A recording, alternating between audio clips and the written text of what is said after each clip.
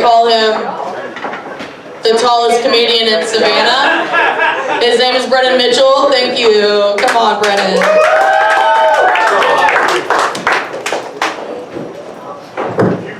What an intro. Give it up for your host. That's about right.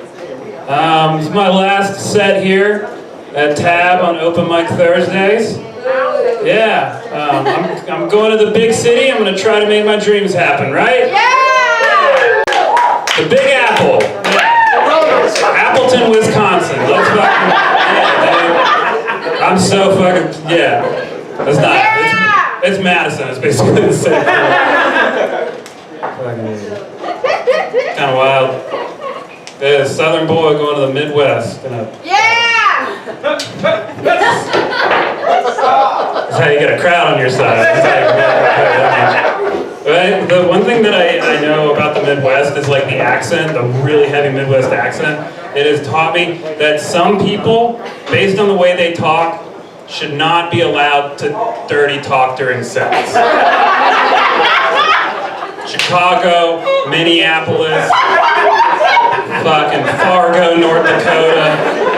That's the last thing you need to hear is like, oh yeah, stretch my little hole, fuck.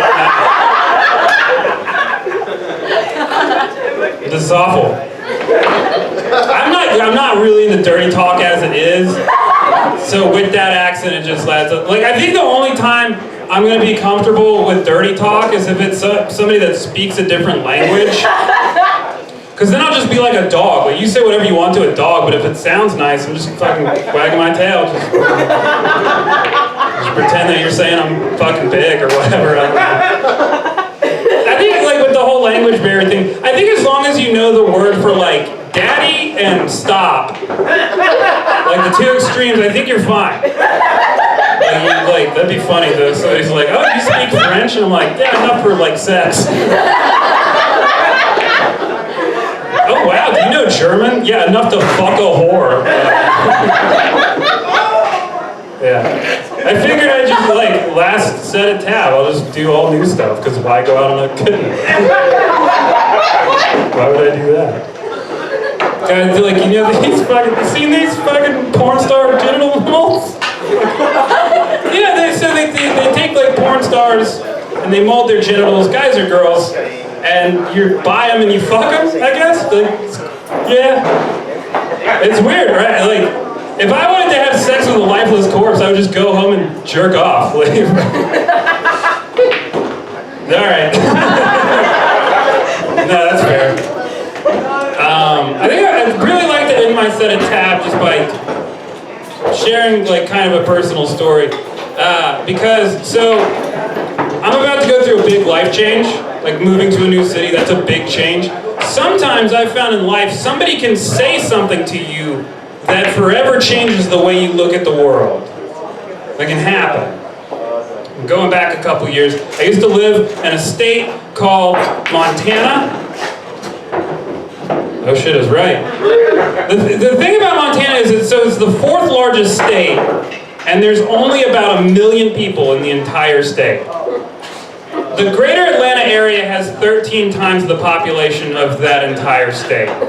Let's just say it's not very progressive. Up top. So I'm hanging out in a guy's garage. I think his name was Skeeter, wife beater, or so, I don't know. Rhymed with eater.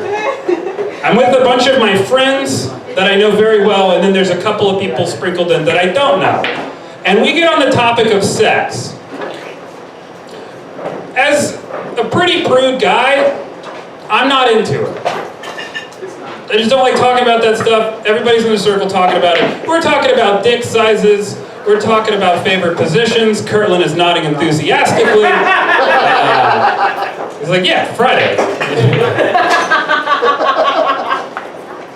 I just am so uncomfortable. But at one point, I'm just like, on my facial expression just is nothing but I hate this situation, I want to get out of it. And this guy, who I don't know, points at me and he's like, hey man, you eat pussy? And I said, yeah. I And he said, this is very offensive what I'm about to say, but I have to give you the full quote because of how amazing this sentence is. It forever changed the way I look at this world. This guy looks at me and says, you know, only faggots eat pussy. Well then slap my ass and call me a bottom, because I'm the gayest fucking guy in the world. I'm so gay. I'm like a 1950s caricature of a gay. Like just coming out, all right, ladies, spread them. Good night, guys.